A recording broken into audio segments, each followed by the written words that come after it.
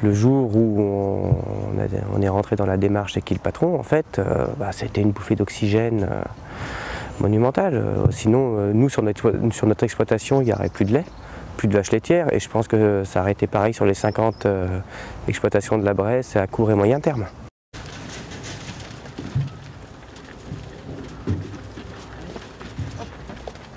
Voilà, c'est quand les consommateurs décident d'un cahier des charges. Nous, exploitants agricoles, producteurs, on s'adapte au cahier des charges, mais entre le fait de le dire sur internet, d'avoir ça, et le fait d'acheter le lait après, il y avait un pas, et nous quand on est rentré dans le cahier des charges, en fait, on ne savait pas si le consommateur allait faire le pas d'acheter le produit. Il nous a dit qu'il voulait le produit, qu'il voulait ce type de produit, qu'il était prêt à payer cette somme, mais de là à aller l'acheter, on ne savait pas. Et on voit qu'au bout de 3 ans après, les volumes continuent à augmenter, donc le consommateur a respecté ce qu'il a dit. Et c'est ça le plus beau dans cette histoire.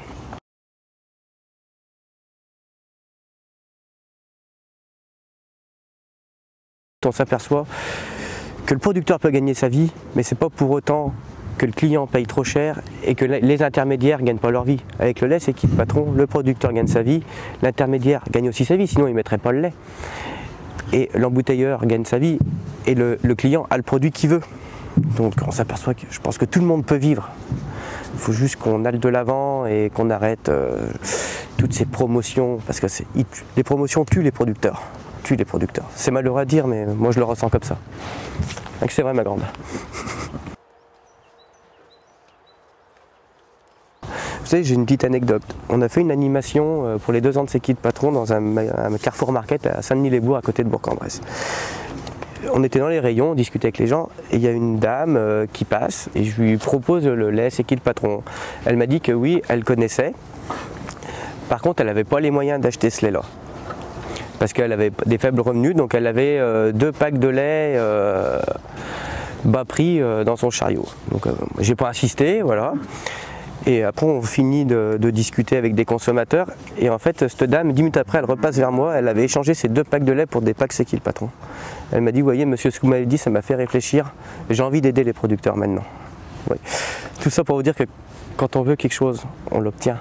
Et pour nous, en tant que producteurs de lait, pour moi c'est une fabuleuse image. On l'a pas forcé, la dame, elle y a fait d'elle-même en fait. Et là on se dit, ouais, on fait quelque chose d'intéressant quand même. Fier parce qu'on arrive à y faire durer dans le temps, et je pense qu'on a encore de la place pour y développer. On est présent dans peut-être 50% des magasins. Si on pourrait intégrer tous les magasins, ça serait encore mieux. Et faire développer le produit. Et fier parce que je pense que d'une manière générale, les prix du lait ont quand même eu tendance à monter en France. Chose qui n'aurait peut-être pas été le cas sans C'est qui le patron, ça.